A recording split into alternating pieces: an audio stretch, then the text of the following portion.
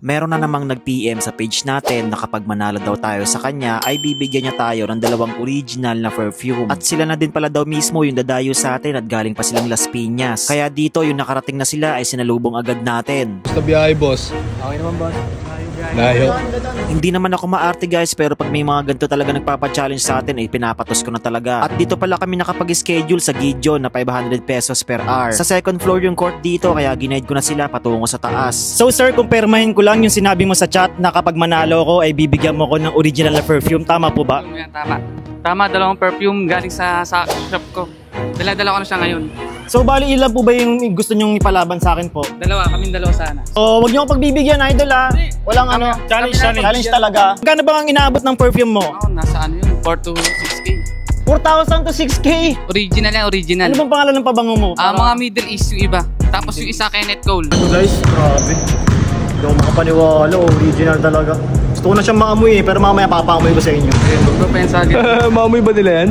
Maamoy nila yan through online. Yeah. Pinamiss ko na sa kanya yung bola dito at sa kanya napunta. At yung sa unang possession ng kalaban natin ay pinakikiramdaman ko lang muna dito kung paano ba siya umatake. Marami siyang mga ginagawang mga different angle of switching kaya dito ay napapay-steady lang talaga tayo sa depensa. At yung sa unang possession nga natin ay sinubukan ko muna maglaro-laro.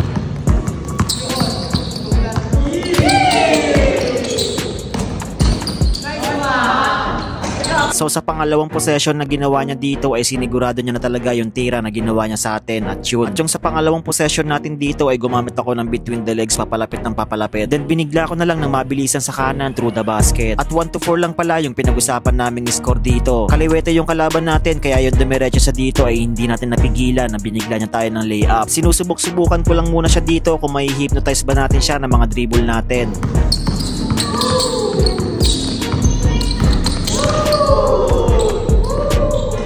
Sunod kung sunod lang naman ako sa bantayan na ginagawa ko sa kanya at dito napigilan natin yung atake niya. Binigla ko siya ng atake dito sa bibiglaan nag-stop over tayo and then nag-Kobe footwork style. Mabuti nga kamo nagawa natin ng angle. Medyo nawawala siya sa mga dribble na mga ginagawa niya dito kaya yung napapatapik tayo ng bola ay napapa one stop over natin siya. Sumubok lang muna ako dito ng bago natin technique na bungee gum.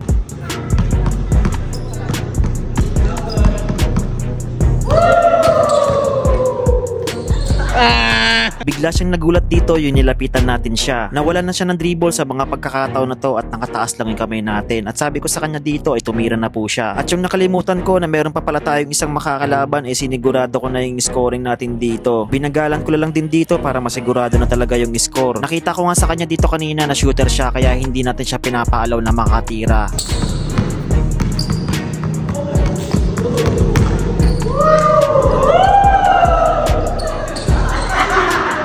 So dito lang ako nagtaas ng kamay sa kanya sa huling possession na gagawin niya. Napapagod na daw siya at inihingal kaya dito ay sinigurado ko na talaga yung score na gagawin natin.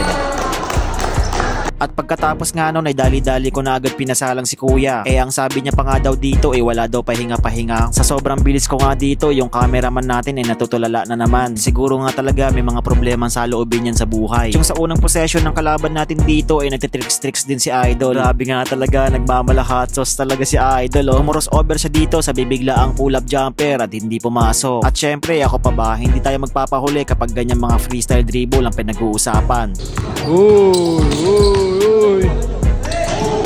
Maganda yung Zelda dribble na ginagawa niya dito sa bibiglaang cover up sa body na gagawin niyang position. Then biglaang fade away, grabe. So eto na siguro yung pinaka-paborito kong galaw, yung bungee gum. Kaya dito sinubukan ko ulit. Galing muna sa between the legs yan para may buwelo.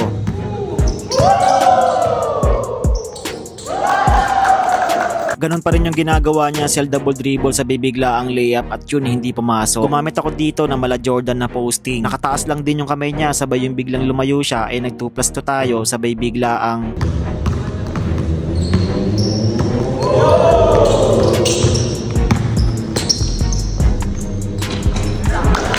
medyo may kamalasan talaga tayo ngayon pero grabe yung ginawa niya dito. Securing the ball sa bibiglaang fadeaway shots, grabe, pumasok pa dito. Nakakaramdam na rin ako ng pagod kaya dito bumibirada lang tayo at buti nga kamo pumasok pa. Sumusubok-subok rin siya sa mga birada na ginagawa niya at hindi pumapasok. Ito na yung mga pagkakataon na sumusubok na tayo ng mga Kobe footwork style. Woo! Nice one!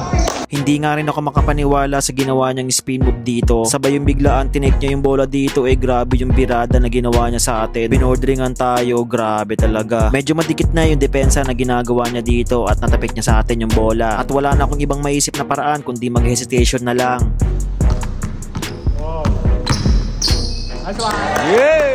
At susubukan niya mag-escalabay sa atin dito pero nagulat ako, ginilay-upan lang pala tayo sa mukha. At yung sa last score nga na gagawin natin ang tigas kasi ng ulo ko. Nagpi-freestyle dribble pa ako kung ano-ano pa yung mga ginagawa ko dito kaya nasundot niya ng wala sa oras Kaya sabi ko kay kuya dito tira niya na po yung bola kasi tumutukod na rin ako sa mga oras na to at grabe, pasok. Shoutout kayo. Shoutout kayo. Sipag. Shoutout nga pala sa kanila. So, natalo ko sa laro. Maraming salamat po. Ano pa ng page mo kaya? Vicente, Champion Shabby. Vicente. Send mo lang sa akin yung link. Maraming salamat po. Ano,